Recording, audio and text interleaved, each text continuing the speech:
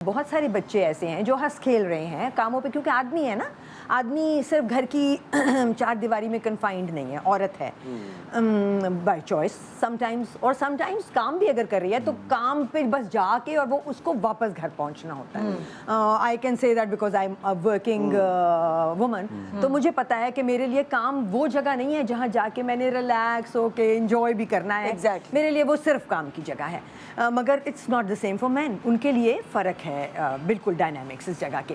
تو میں نے دیکھا اپنی پروفیشنل زندگی میں ایک بچہ بہت میرے دل کے قریب جونیئر بچہ تھا، اور اس کی عادت تھی کہ وہ ہنس کھیل رہا ہے ہر کسی سے، جو کہ سب کی ہوتی ہے.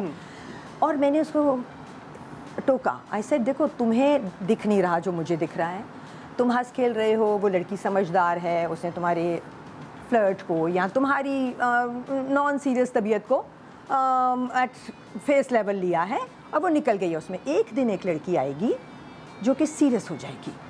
یو آر اے میرڈ مین، تم کیا کرو گے اس دن؟ اور وہ ہوا. ایک دن ایک لڑکی آئی اور زندگی تباہ ہوتے ہوتے بچی. ٹھیک ہے ہیپیلی میرڈ ناؤ. مگر آدمیوں کو میرا یہ میسج ہے، اس لیے میں گئی تھی، ایک آدمی چاہیے تھا ہمیں یہاں، کہ خدا کے واسطے آپ کو لگ رہا ہے کہ یہ فیز ہمیشہ رہے گی، یہ فیز بہت چھوٹی ہے. جیسے کہ ہم شادیوں میں کہہ رہے ہیں کہ وہ خوشی کا کہ 6 لمحے 6 مہینے یا 1 سال یا 4 سال، وہ ہیپی ہارمون ریلیز ہونے والا ٹائم، ہاں وہ ڈوپامین تھوڑے ہیں. پھر کام کا وقت آ جائے گا، پھر مشکلیں آ جائیں گی. سو اس کے لیے پریپیئرڈ رہو. صرف یہ نہ سوچو کہ یہی وقت ہے اور بس یہی ہمیشہ رہے گا. سو آدمیوں کو بھی بہت سوچنے کی ضرورت ہے بھائیو. نہیں بالکل، کیونکہ ایز عورت رومینا جی جب کمٹمنٹ کا حساب ہو رہا ہے کہیں پہ.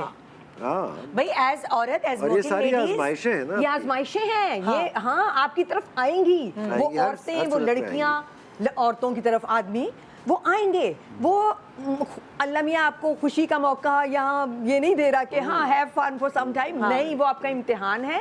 اس میں سے آپ نے سرخرو ہو کے نکلنا ہے، یا کہ آپ نے پھنس جانا ہے اور پھر چلو اس زندگی میں پھر بھی جیسے تیسے گزار لو گے.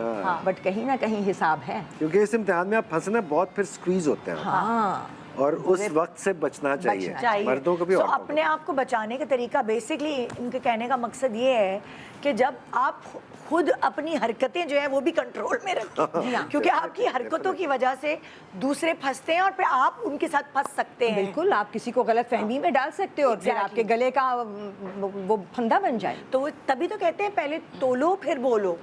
تو یہ شروعات یہیں سے ہوتی ہے کہ آپ نے مذاق میں کچھ بول دیا اور آپ نے اسے مذاق ہی سمجھا، لیکن دوسرے والے اس کو کیا سمجھ رہا ہے، وہ آپ کی زندگی میں زہر گھول سکتی ہیں آپ کی یہ حرکات.